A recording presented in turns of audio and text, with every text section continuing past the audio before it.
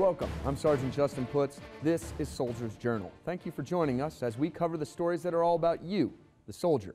In this edition, we go to Indonesia, where soldiers are taught how to survive in the jungle. We see how Army National Guard soldiers in Colorado fought back a devastating fire. But first, we go to Grafenwehr, Germany, where the soldiers of the 172nd Infantry Brigade completed their final mission. U.S. Army Europe's Ann Bowman has this report. The 172nd Infantry Brigade cased its colors in Grafenwehr, Germany, marking the unit's inactivation. The brigade deployed twice, once to Iraq and once to Afghanistan. 19 of the brigade's soldiers died during these deployments.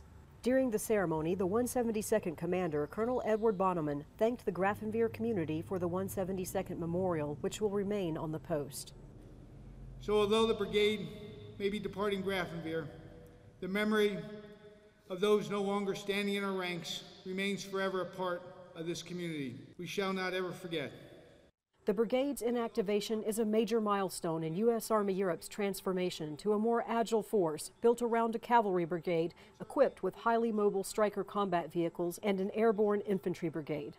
For U.S. Army Europe, Ann Bowman, Grafenwehr, Germany.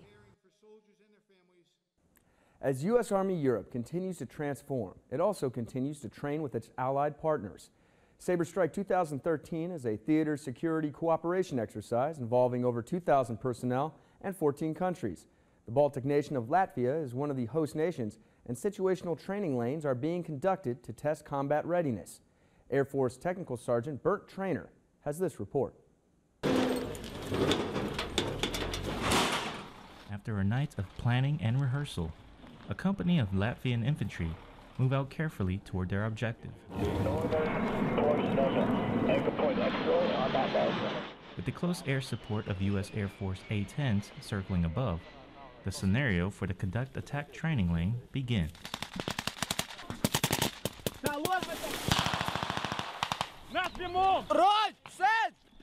The attack lane is divided into 3 phases: close air support, deliberate attack, and hasty defense. Trainers from both Estonia and the United States move along with the action to observe unit tactics. We'll wait. See if they start assaulting. Some observations and things that I'm focusing in on is troop leading procedures, namely the planning portion of it, which we observed last night at receipt of mission, followed by the actual movement out to contact, what actions on contact. I'm looking for proper use of cover and concealment. We're looking for casualty operation procedures and actions on the objective itself. For the Latvians, it was a unique opportunity to work with close air support and test out their tactical movement and communications. There were some times when we just stuck somewhere in reorganization and not very important things, and that stopped our attack, and that's bad because speed and momentum is very important here. Altogether we seize the objective, and in a couple of minutes we'll get the AR, so we'll see how good we are. I think they get a lot from the different types of perspectives that we let them know, especially during the after-action reviews. AAR, we're just going to talk about some things we saw. An after-action brief following each training run provides feedback on scenario events. And I absolutely love working with multinationals on this level. There's a lot of camaraderie between the U.S. and the Baltic nations. It's very enjoyable. It's great to be here. It's great to do this. In preparation for the main field training exercise, nations participating in Sabre Strike will rotate through each of the 4 ongoing situational training lanes. Reporting from Adage, Latvia, I'm Tech Sergeant Bert Trainer. As we leave the Baltic states in Europe, we move to Jordan, where exercise Eager Lion brought U.S. and Jordanian troops together. During the exercise, artillery troops trained on the High Mobility Artillery Rocket System. Sergeant Rachel Badgley takes us to a demonstration of their capabilities. The 29th Royal HIMARS Battalion is the first Jordanian unit to fire the High Mobility Artillery Rocket System. U.S. Army field artillery soldiers have been in Jordan working with their counterparts for 2 to 3 months. It's been amazing working with the Jordanians. It's been very educational and in a very good way. We thought we'd come here and show them how to tie their boots, and that's not the case. The Army attended a demonstration by the Jordanian and U.S. artillery forces during exercise Eager Lion 13. It's great to have the Secretary of the Army here to lend his support to the exercise and show the level of interest in the United States for this partnership. The Jordanians plan to be fully qualified in the HIMARS system within the next year. From Zarqa, Jordan, I'm Army Sergeant Rachel Badgley. Now we move to Indonesia, where U.S. airborne soldiers are getting in touch with the wild side of the jungle during exercise Garuda Shield. I will warn you, some of the footage can be graphic, as our soldiers are eating some things that haven't been cooked. So you're lost in the wilderness with no food. How do you survive? We got a little taste into jungle training. Taste is the right word to use. Soldiers from the 82nd Airborne are in Indonesia for exercise Garuda Shield, learning what treats they can eat when their food supplies run low. Edible sources include soursop fruit, sugar cane, and, wait, is that a snake? Yes, you can eat snake too. What's his name? Slithery, scaly, and sometimes deadly, also known as dinner. The Indonesian troops demonstrated the right way to capture and handle these reptiles. This next part is not for the faint of heart, so viewer discretion is advised. When the snake is freshly killed, its blood is safe to drink.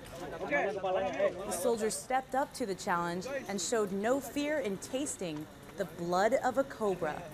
Oh yeah, I drank the blood. It's not too salty, a little sweet. It's not bad. And how did the final product taste? It's different. Cobra doesn't taste like chicken.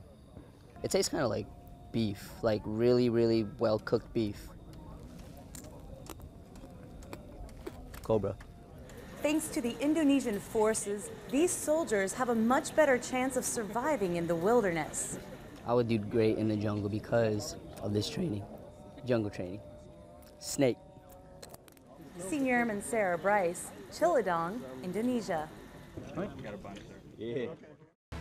After the break, we see our soldiers training in a virtual world to protect an Army garrison, and soldiers test the new RA-1 parachute. Coming up on the Soldier's Journey.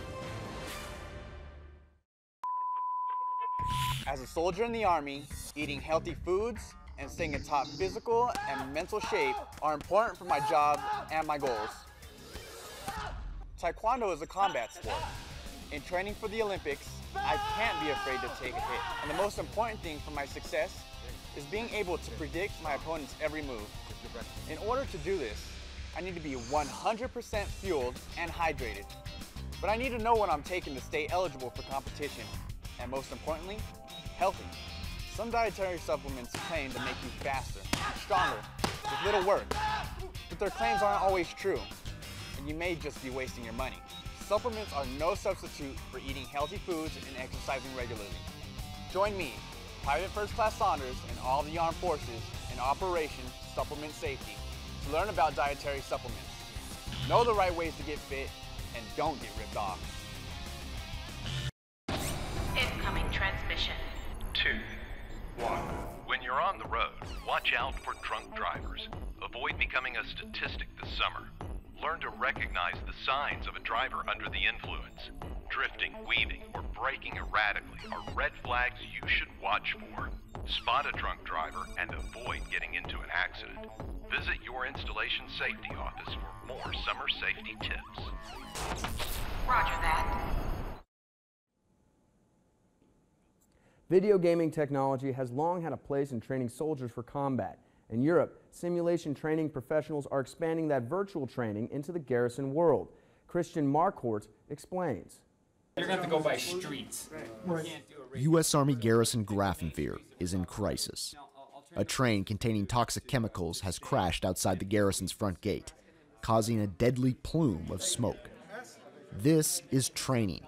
More specifically, this is simulations. The plume is still explosive, right? And it's why garrisons all over Europe have partnered with a joint multinational simulation center here for force protection exercise training. To everybody in the community. You can make mistakes, you can take turns doing it over and over and over. You know, you can see yourself in a different way than you can see yourself if you were doing it live. The Simulation Center's TerraSim branch meticulously surveyed and modeled garrison structures and facilities in 3D for the Army's tactical gaming software. Each building is rendered to provide an accuracy that's familiar to garrison personnel. Yeah, we're closing in on having the entire Grafenwehr built so that, you know, every model can be used. They can start an exercise from any point on base in the game. And an exercise in a virtual world has some real-world benefits to the garrison community.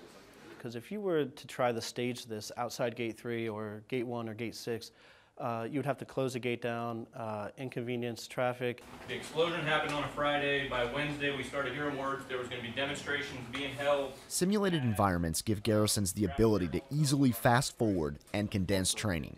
We were able to do basically 2 weeks' worth of a training scenario in a single day. The recent demand for low-cost, efficient training platforms for support units and organizations such as garrisons, first responders, and even schools is opening new possibilities for the use of simulations. If you can do it virtually and everybody understands and knows if this happens in this part of the building, here's how we get out of the building, and here's where we meet up, and here's how we do our head count, and so forth and so forth. And you can do that virtually, and you can change it up continuously to where maybe they've seen just about all the different types of scenarios that you could possibly be presented, you know, in real life. Tactical gaming planners are already envisioning a tighter integration with Army virtual systems to train more soldiers of different specialties simultaneously.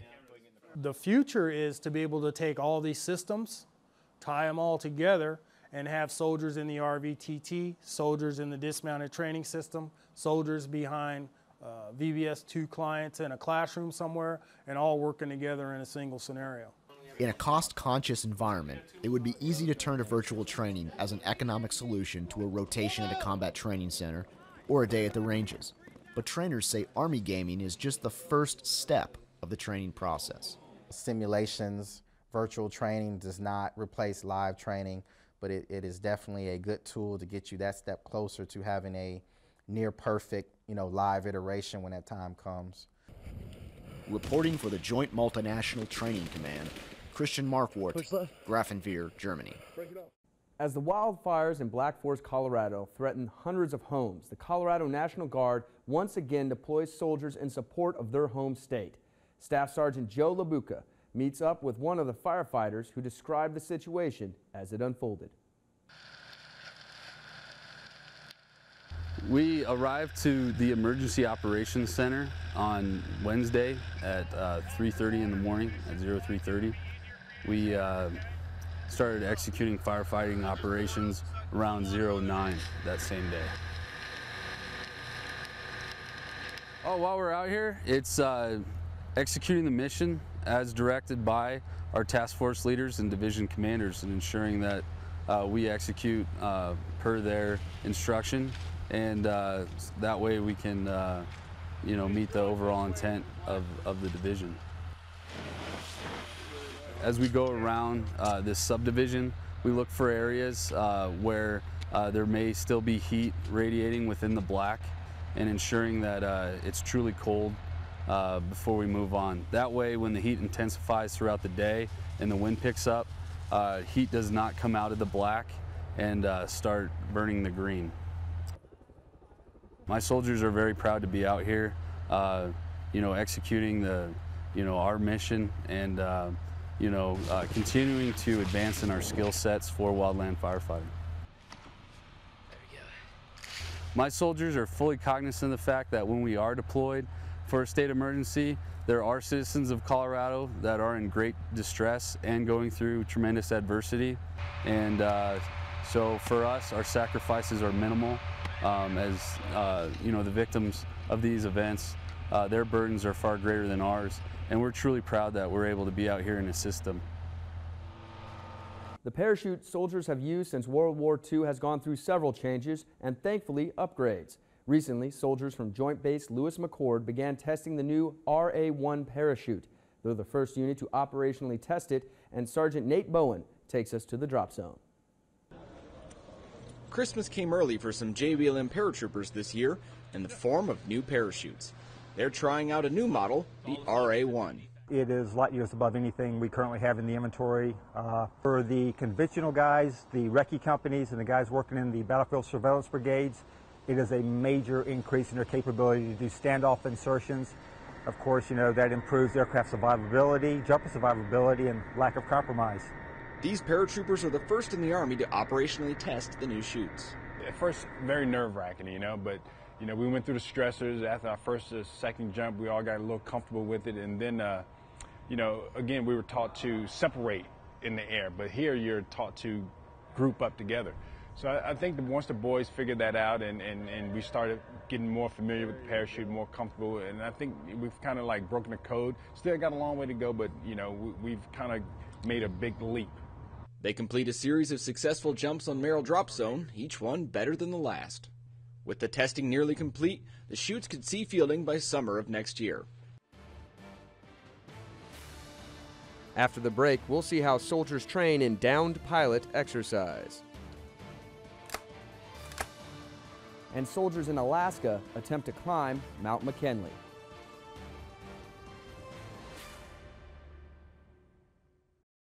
Catch up on the week's most important political events with This Week in the Pentagon. Is this being televised? TPC re-airs the week's top briefings, speeches, and other events from the halls of the Pentagon there isn't a country in the world like America to Capitol Hill. Stay informed on what your leadership is saying. We've been going back and forth with this for months, and I'm tired of the anecdotal. This Week in the Pentagon, every weekend on TPC. My name is Major Jeff Hall. I've seen how deadly combat can be. It was the second tour that I started to feel it grinding down on me. When I came back, I became more and more distant. My anger from work would carry over. Never physical. I didn't want them to be part of what was going on with me. It wasn't until Colonel Pinnell noticed, and he helped me find the right program, and it helped us. So don't be afraid to come forward if you have trouble.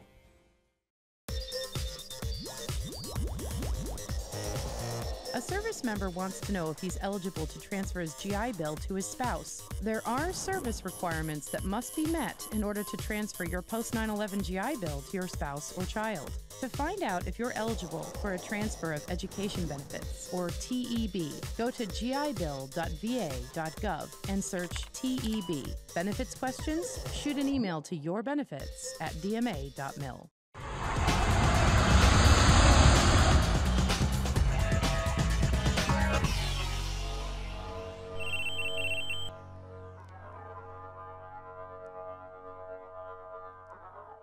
As we go around the Army, we'll travel to Massachusetts and Idaho, but first we go to Alaska.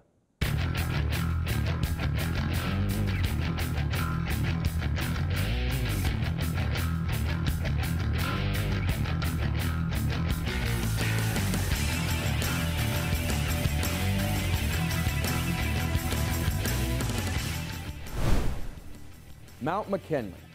A team of 8 U.S. Army Alaska soldiers and 1 civilian advisor began an adventure when they flew aboard U.S. Army Chinook helicopters, destination to the National Park Service Base Camp at the 6,800-foot level of Mount McKinley.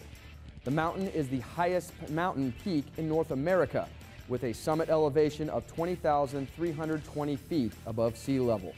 The team, led by instructors from the Northern Warfare Training Center, have been training for this event since mid-February and succeeded in reaching the summit last month. 3 of the team members are from the 1st Stryker Brigade Combat Team, 25th Infantry Division.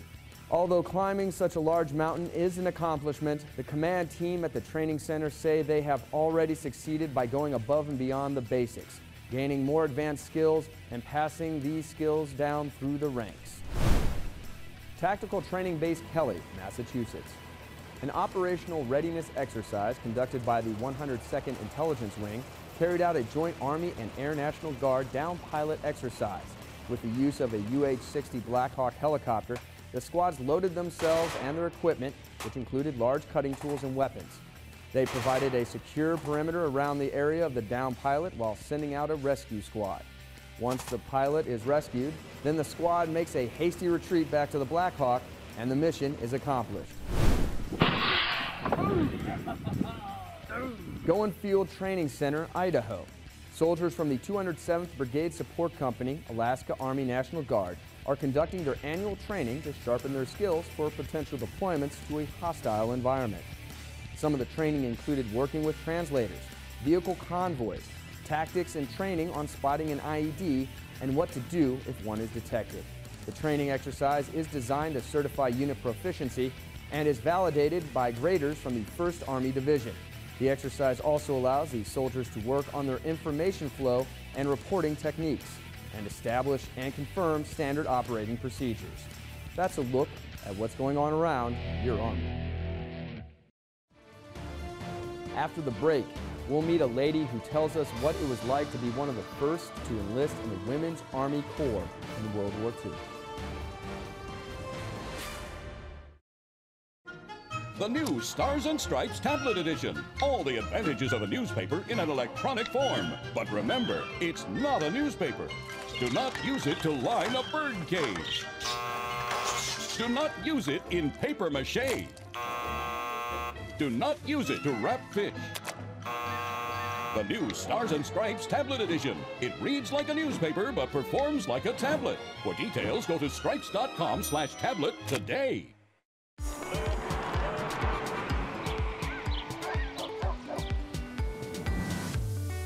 Enjoy America the Beautiful this summer for free. Active duty service members, Guard and Reserve, and families can get a free annual pass for national parks and federal recreational lands. Go to nps.gov and click Active Military Free Pass for more information. That's nps.gov. And that's what's happening on the home front. Incoming transmission. 2, 1. When you're on the road, watch out for drunk drivers. Avoid becoming a statistic this summer. Learn to recognize the signs of a driver under the influence. Drifting, weaving, or braking erratically are red flags you should watch for. Spot a drunk driver and avoid getting into an accident. Visit your installation safety office for more summer safety tips. Roger that.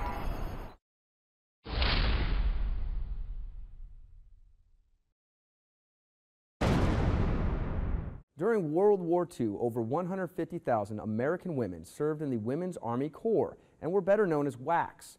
Members of the WAC were the first women other than nurses to serve within the ranks of the United States Army. Last month, former Army Sergeant and one of the first women to enlist in the WAC celebrated her 100th birthday. We bring you her story, told in her own words.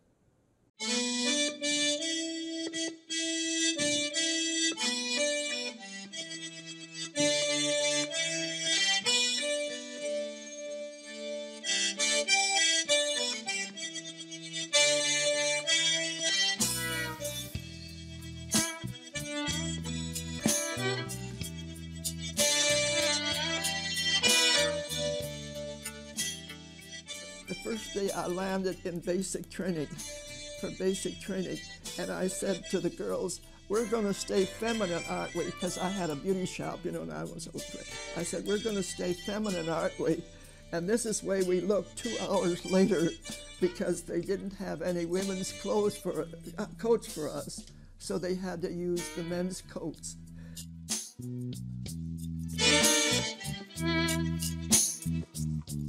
When December the 7th came, all my friends that had the boyfriends and the husbands left.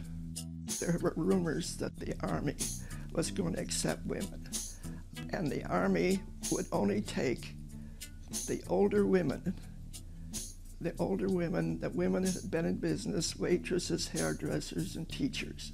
We were the test case. We were only known as auxiliary. We were not in the regular Army yet, so they chose us as the very first group of women coming from that area. And we went to Des Moines, and they said we went to Des Moines in order to keep them away from the media, and they called us the secret weapon. First one was a very sad one. I was in Eagle Pass Army Air Base at an AT-6 flying school. all boys 18 years of age, 300 at a time, coming in for basic training. And I was a crash photographer along with the photographer and so forth. And we'd take their pictures as they would come on the field. And then when there was a casualty, I'd have to go and pull that negative and enlarge it for the family. Can you imagine the sadness? All my assignments were with the men. And in the dark room and in the photos and everything, were all with the men. The comradeship of the service, it was just one of those things that it was a beautiful feeling.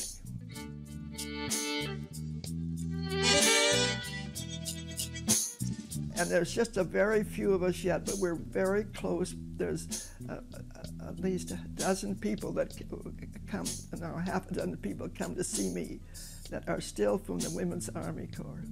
Isn't that interesting? And there were hundreds, and now there's none. So that's life goes on. But I think I'm glad I lived in the era that I lived. I guess I liked adventure. I guess I was an adventurer. We thank the National Museum of the United States Army for bringing us her story. Look for us throughout the week with the latest in news about the Army on Soldiers Update. Also check us out on radio with Soldiers Radio News on the American Forces Radio Network. That does it for this edition of the Soldiers Journal. Join us again next time for the stories that are all about you, the soldiers.